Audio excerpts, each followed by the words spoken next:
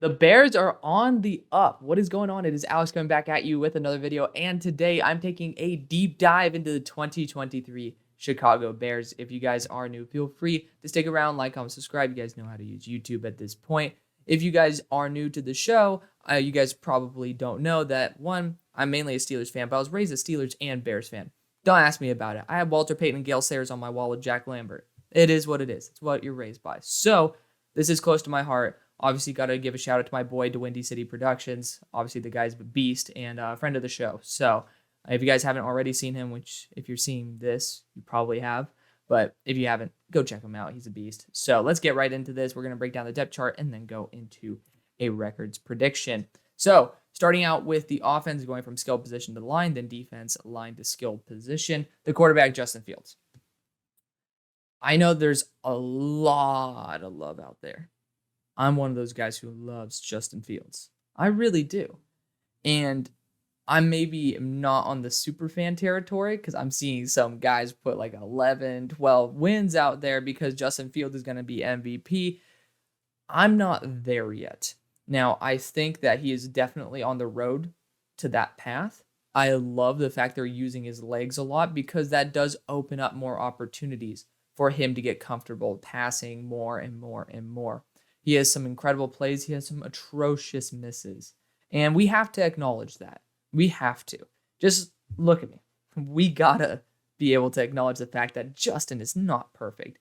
We want him to be. But there's a big reason why a lot of people don't like Bears fans, and that's because y'all try to ignore that. And I'm going to be extremely unbiased. As much as I want Justin Fields to be the second coming of the Lord himself, he's not there yet. So I don't know if he's going to take that meteoric leap, but I do believe in his work ethic, and I would not be surprised if he takes that meteoric leap. Regardless, you know how to use him properly, and that's great. Now, I think that the team has been able to tweak the roster enough to squeeze wins where maybe they would have had losses last year. Like maybe they make a stop on a third down versus, or like, oh, maybe they can throw it to DJ Moore. Maybe he'll get open. When somebody else wasn't available at the time, like Byron Pringle or some shit. So I just threw a random name out there, former Bears wide receiver. Y'all know what I mean. But I think that Justin Fields will continue to take steps up. I think within this year or the next, he's going to solidify himself in the consensus as a top 10 quarterback in the NFL. And that's a bold statement. There's a lot of really good quarterbacks in the NFL, a lot of them. And that's the era we're in. We're getting to the point where the differences between the great teams and the good teams and the mediocre teams are extremely minute. Maybe one position group, maybe just one player. And that could be the big difference. If I'm not mistaken, I actually gave you guys the same, if not better grades than Kansas City. But the difference is Patrick Mahomes and, obviously Andy Reid. But that's what I'm saying. I think there's the difference makers, the X factors that are starting to make the big difference rather than, oh, well, this team is significantly better than this other one. I don't think that's going to be the case anymore. Regardless, I think Justin Fields might be that guy with that X factor, whether that's this year, next year, or the year following. I don't know. I hope for you guys, and I know you guys don't want to hear this, it is a couple years down the line, and I hope he gets a nice contract that's much cheaper than it probably would be if he is labeled that X factor, and then he ends up blossoming. Hoping for you guys for that. I know that fullback, you guys, I'm definitely not going to pronounce that correctly. I put it in there so you guys are able to see it. I don't highlight fullbacks, even though I once tried out for it as myself.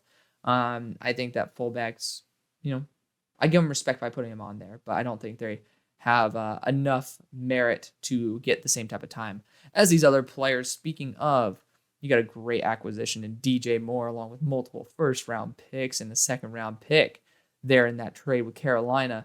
I think that is incredible. I love that. You got Chase Claypool there as well. Probably not going to give him the deal because you're going to give that money to Darnell Mooney, who's an absolute savage. As also a Steelers fan, I did not like Chase Claypool. I know it's just probably putting insult to injury here, rubbing some salt in the wound, but I think Chase Claypool was a pure robbery.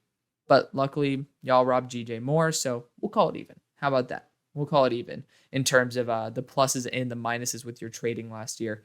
Chase Claypool just never really emerged. He has all the potential in the world, but I think it's a personality thing. I don't think he cares enough about the sport to be able to modify his game and work on himself to the point where you're seeing these other players take steps up each year. I haven't seen that from Chase. I don't even know if he's taken a step forward. And that's a really big shame because I was all on board for Mapletron there in Pittsburgh, and it just never happened. Cole Kmet, really good tight end as well. Got to mention Velus Jones, who was a third-round pick. Again, salt in the wound, but he's a good deep threat nonetheless. I don't think that it's all lost with Velus. He's just an older dude. And then you got Robert Tonyan in the offseason. That's a nice backup tight end. Really good compliment there to Cole Kmet. Looking at the offensive line, Braxton Jones is the big question mark for me. Is he going to take a step up? I know he's good enough, but, it is. Oh, I forgot to mention Khalil Herbert. My bad.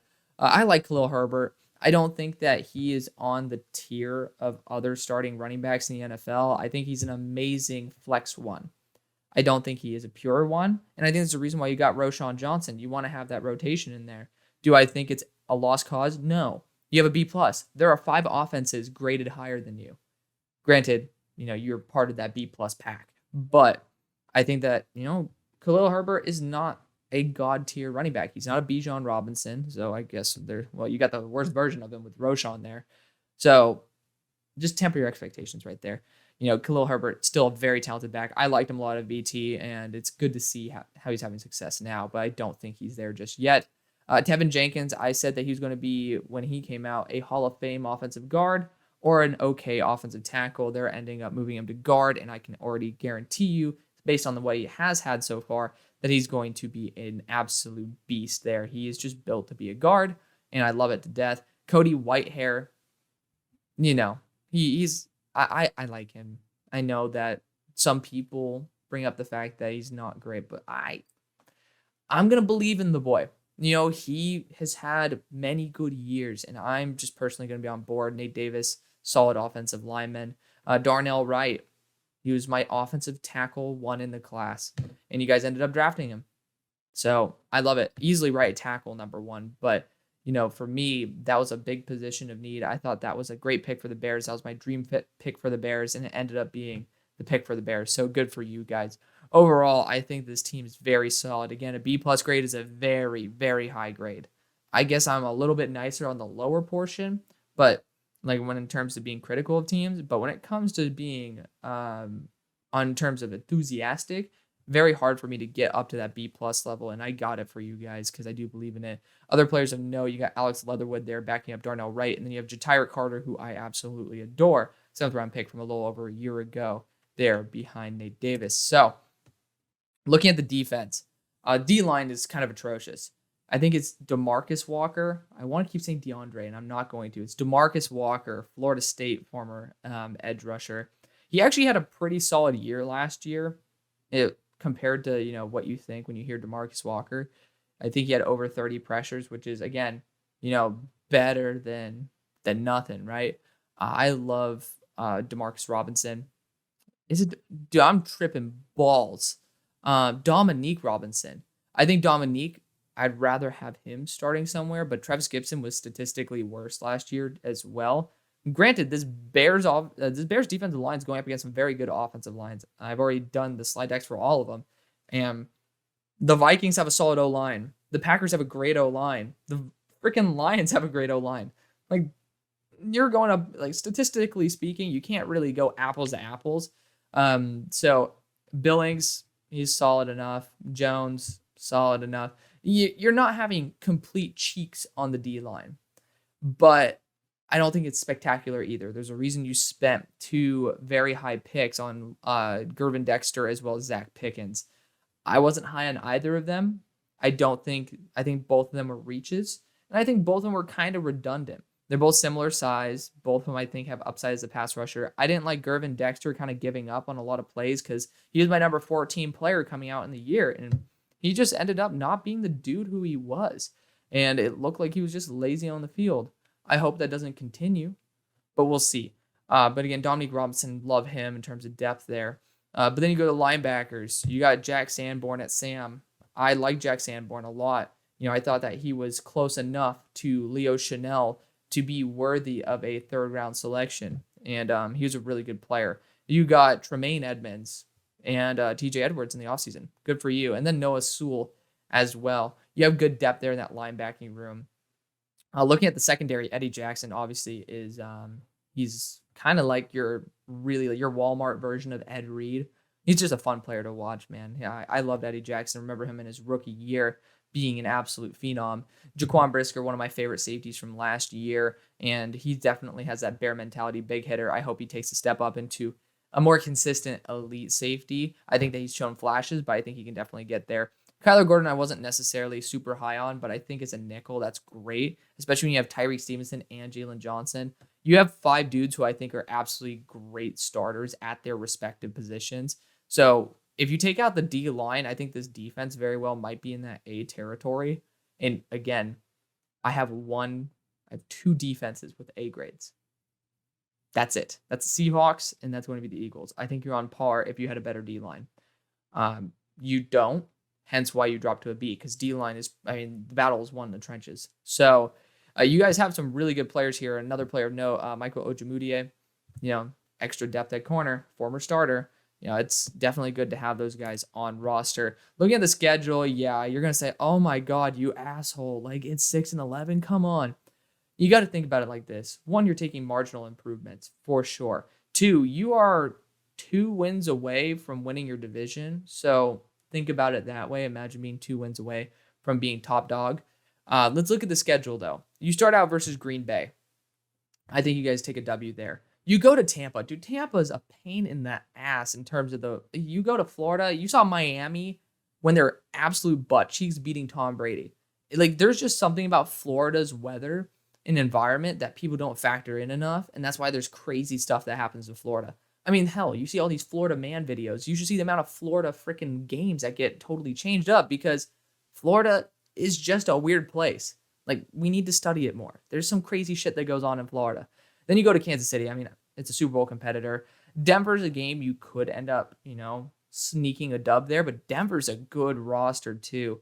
It really depends on Justin Fields. I'll give you guys, I'll give you guys a Justin Fields if he booms record after this. You go to Washington, that's a toughie. That's a game where you definitely could win. It's a toss-up there. You beat Minnesota and Vegas in a row, so you end up being 3-4 at that point. Minnesota's a good team, man. They're a good team.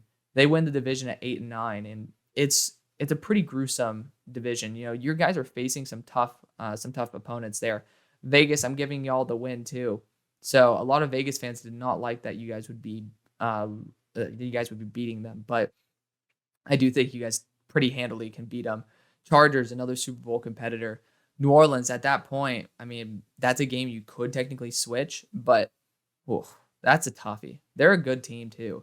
You got Carolina there, who I actually have given you a W, and that's pretty bold of me. And then we go into Detroit, Minnesota, both of those away. But then you come back and get your revenge on Detroit. Detroit's a good roster as well, but I don't think that they're fully there yet. I think that they missed out on some key positions that it's going to come bite them in the ass. Cleveland's a damn good roster. Another team that's a sneaky Super Bowl candidate. You have Kyler Murray's Arizona Cardinals. He's going to be back at that time. I think that one is going to be a tough one. I think you could end up losing that or end up winning that game. And if I'm not mistaken, y'all actually might have won that game. We'll see about it. But then you face Atlanta, and I think you guys could take a dub there. Then you go to Green Bay, ending off the year with an L. But, you guys face, with Justin Fields being great, like, let's just say Justin Fields takes a big leap. I see you beating Tampa Bay, beating Denver, beating Washington, beating New Orleans. I'm debating on whether I'll keep it as splits. Beating Arizona. So add that there, you're 11-6. And I was just criticizing the dudes who were giving 11 wins. If Justin Fields is the man that he could be, in terms of that just that really big jump, instantly 11 wins. But it's a toss-up game now. And for a team to win, another has to lose. And, maybe I do regret the fact I didn't give you guys the win there over Washington. I think their health is going to be solid at that point, and they're a very good team when completely healthy. But later in the year, I'd give you guys that 10 out of 10. The Arizona one, I'm debating on flipping. But it is what it is. Thank you so much for watching. See you on the far side.